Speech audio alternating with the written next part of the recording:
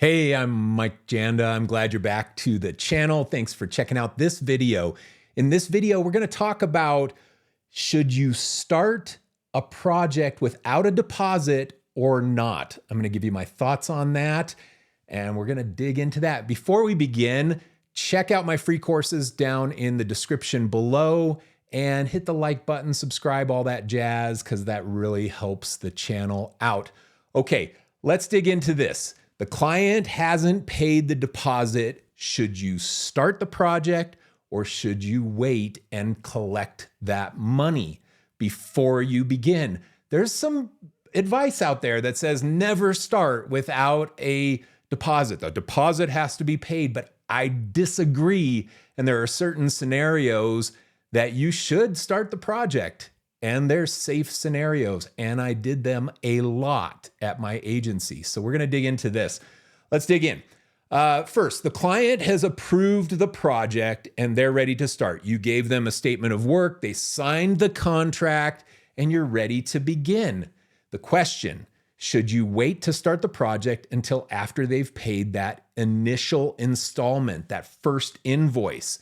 Okay, there are two different situations here. Now, 99.9% of the time, these types of clients pay. And most of my clients were these types of clients.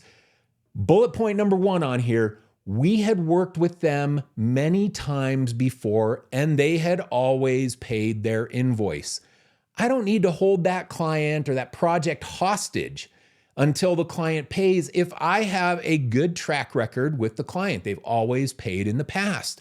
High level of trust. If they've paid in the past, they're likely going to pay in the future. So you can start that project.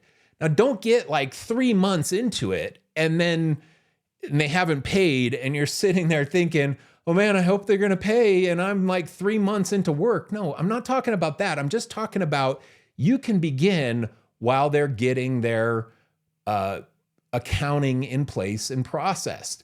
Now, the other situation, we had this a lot of times, is that the client is a mega business with deep pockets and a good reputation. My example of this is Google. We were doing work for Google. We started doing work for Google, I think in like 2011 or something. We became a Google vendor, a Google agency. We were in their system and we started doing projects for Google and we started meeting a lot of marketing managers and stuff. I never held Google hostage and said, oh, I'm not going to start your project until you get that first invoice paid. No way. I'm happy to start working for Google and not require that first payment before I get started because I knew they had deep pockets. I knew it was a business of integrity. I knew that they were going to pay. They could pay. Okay, a business of integrity. I know there's some Google haters out there. So I'm not talking about integrity in all of their business dealings and data and all that stuff. I'm talking about integrity in that they are a publicly traded business that I know is going to pay me my invoices. I'm not talking about any positions on any other stuff other than that. Okay, blah, blah, blah. Enough of that sidebar. Okay, so most of the time, these types of clients are going to pay. These 99.9% of the time, these clients are going to pay. Worked with them in the past, and they're a mega business. These clients can be risky. And in these situations, you should consider not starting the project until the client has paid the first invoice. Bullet number one here, you've never worked with the client in the past, and they have a small business.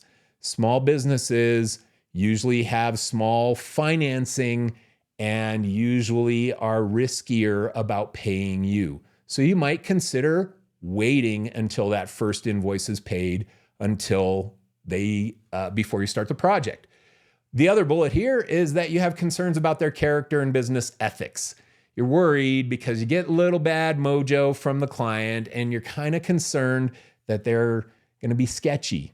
Now, if you feel that, you should be questioning whether you're going to work with them or not. Now, I took risks sometimes too. You need cash flow and you don't love the client. You're not going to be best friends with them, but you're still going to take the project on because you need the cash flow. And so you're going to take a little bit of risk there.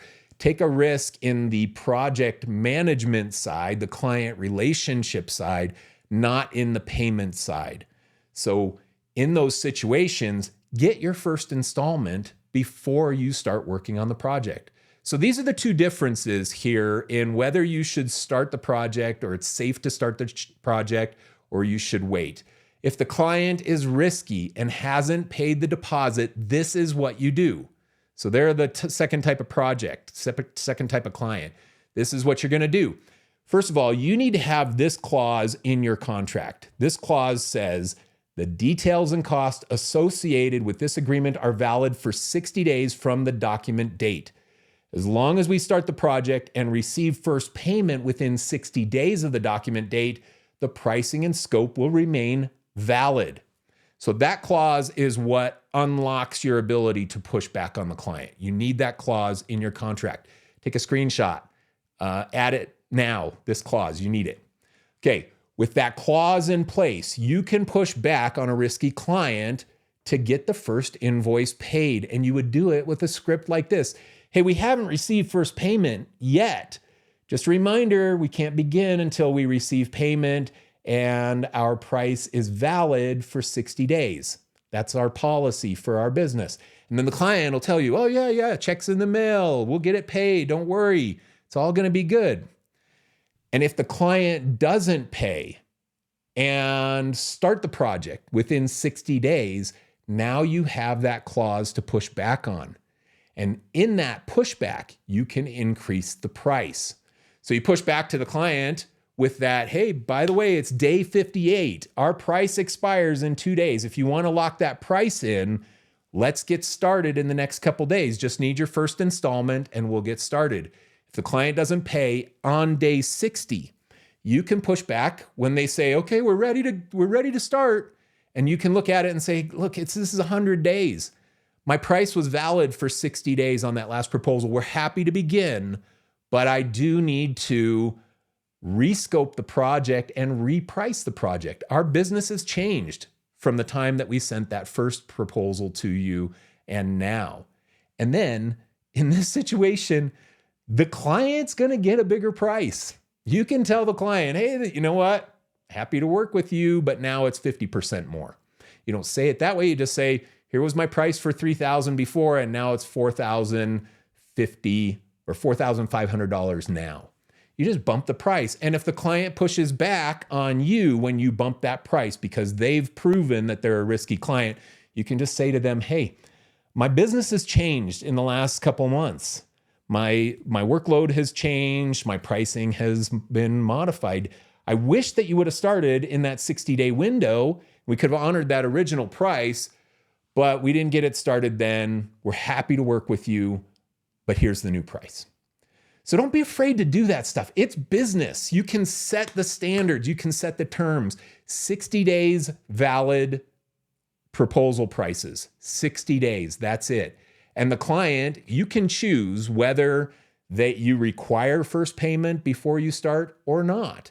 It's okay to do it either way. I didn't do it very often. It was very few clients that I would require them to make a first payment before we got started. Sometimes I would have a client that we would start and we wouldn't get too deep into it because they hadn't paid. But a lot of times I was happy to start. I can put a day or two into a 3-month-long project while I'm waiting for them to get their payment in. But if they hadn't gotten it in a reasonable amount of time, sometimes I'd say, hey, you know what? Let's just pause here until we get that first payment paid, and then we'll get back going and we can just retool the timeline. So you choose. It's your business. You can run it how you want. You can set the policies how you want. That's what you should be doing. And I love the policy, 60 days valid proposal. And whether you require it or not, that first payment, you can determine on a case-by-case basis.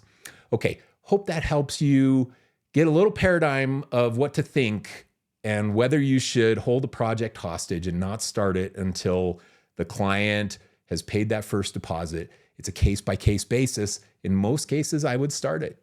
Depends, but it depends on those two scenarios. All right, thanks a lot for watching this video. Hit the like button if you like this video. Drop a comment if you think otherwise or have a different policy that you do or something that works for your business. Love to hear that in the comments, and then hit the subscribe button. And like I said at the start, check out my free courses down in the description. All right, thanks a lot. We'll see you again soon in another video.